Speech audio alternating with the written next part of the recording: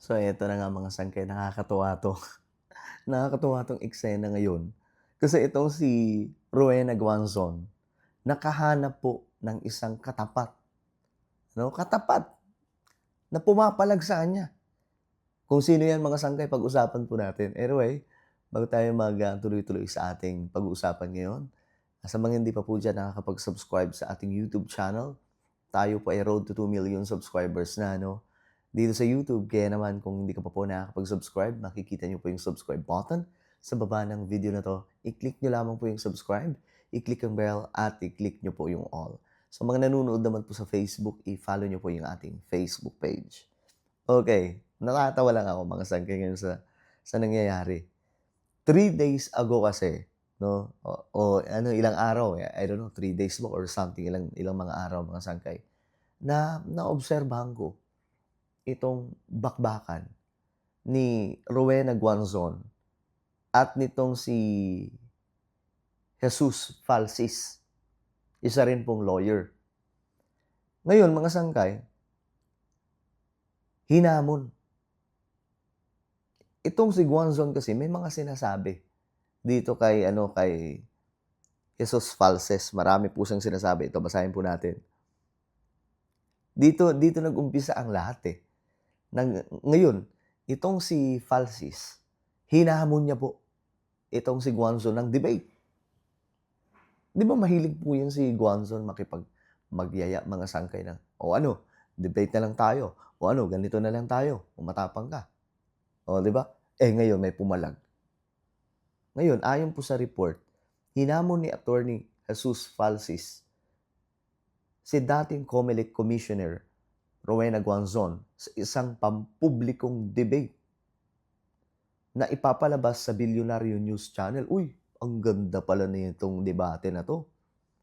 Biruin niyo, sa BNC pala ito ilalabas, dapat.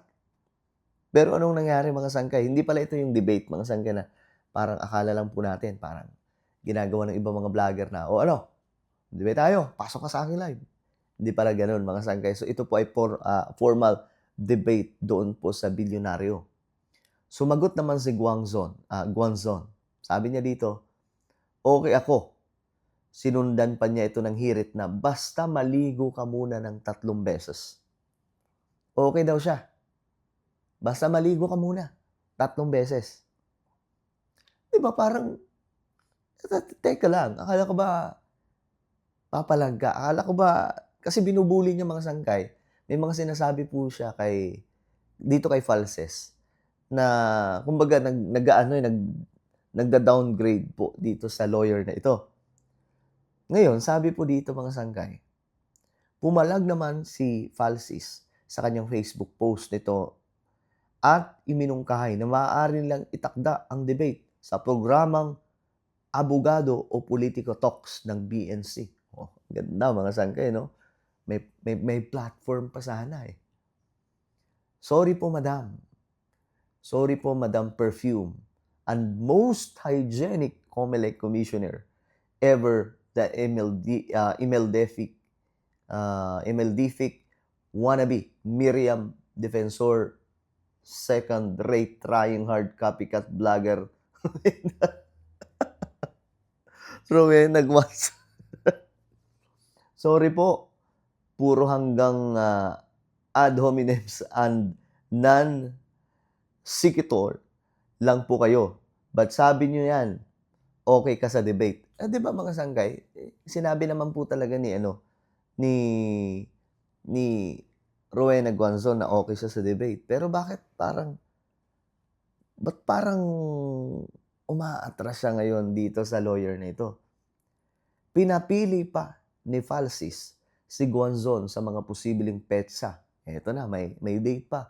Kumbaga binigay na po kay Guanzon lahat. Kasi feeling 'di ba? Ang pinapalabas kasi dito ng iba, itong si Rowena Guanzon, ginagaya po niya yung, alam niyo yun, Miriam Santiago. Isa po yan sa mga the best na pagdating po sa debate at hindi mo matatalo yan mga sangkay. So parang gano'n po ang kanyang kumbaga motivation, parang ginagaya, sabi po dito. Kaso nga mga sangkay tinatawanan po ng mga kakamping at iba pang mga lawyer na nasa Dilao. Kasi nga po itong si Rowena Guanzon daw po, trying hard na gayahin po itong si anong tawag dito? Si Miriam Santiago. Ngayon, sabi dito, kapag hindi ka nagbigay ng available dates mo sa January at hindi ka sumipot for debate, ibig sabihin, duwag ka. Yari. So kung napapanood po ito ni Rowena Guanzon, no? Ayan na. Kapag hindi ka daw sumipot sa debate, kapag wala kang binigay na date, ibig sabihin, duwag ka. Sabi po dito. Sabi, ito pa ang matindi. Pabor na pabor to kay Rowena Guanzon. You can choose and set one topic. Mamili ka kung anong topic.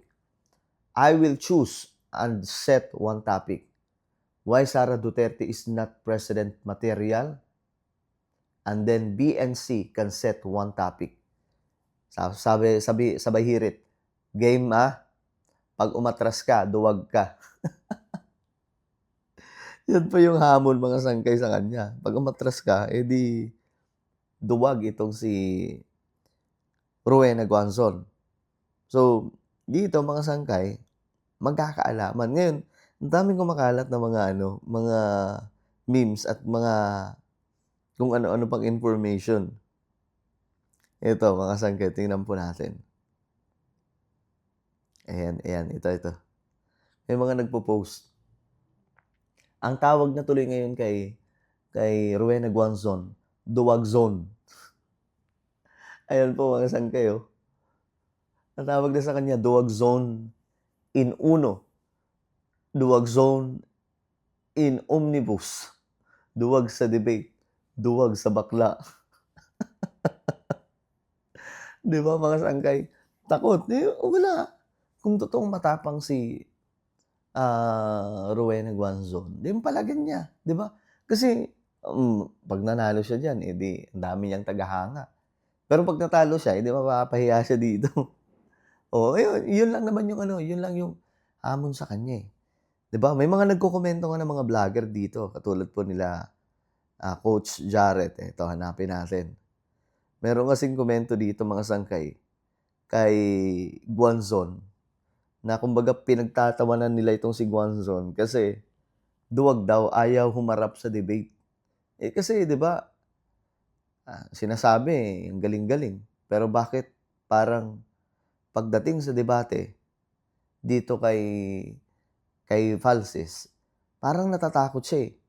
Siguro iniisip niya na, teka lang, mukhang mali ata ako ng desisyon na bulihin ang taong ito. Mukhang matatalo ako, eh. Wag na, hindi na lang ako sasama sa debate na yan. Sabi po ni Coach Jarrett, mga sangkay. Ito yung sinabi niya, oh. Rowena Guanzon, duwag. Sabi dito, yung niyayabang mo yung credentials mo, pero nung hinamon ka, patunayan ng yabang mo, biglang nang Alaska ka na lang. Puro yabang lang pala itong matandang hukluban na to. Rowena Guanzon, duwag. Ayan nga mga sangkay, oh. Ayan. So, yun lang naman ako. Wala naman akong inakampihan dito sa dalawang to, mga sangkay. Pero, ayun na nga, kung totoong matapang si Rowena Guanzon, palagyan niya. Wala namang mawawala, mga sangkay, di ba? Pero, ayun na nga, mag-ready siya kasi yun yung minamaliit niyang lawyer, eh. Di ba? Mag-ready siya. Kasi once na matalo siya dito, pagtatawanan siya ng marami. Kasi inunahan niya ng yabang, mga sangkay, di ba? Well, ano po ang inyong opinion? Kayo ba? Kanino kayo kakampi pagdating sa debate? Kay Falces o kay Guanzon? At ito pa, ano ang inyong masasabi mga sangkay na tila baga naduduwag si Guanzon sa debate na ito? Comment down below mga sangkay. Makikita nyo po yung subscribe button sa baba ng video na to. Huwag nyo pong kalimutan i-subscribe yung ating YouTube channel. God bless everyone. Mabuhay kayong lahat. Mag-iingat po. God bless.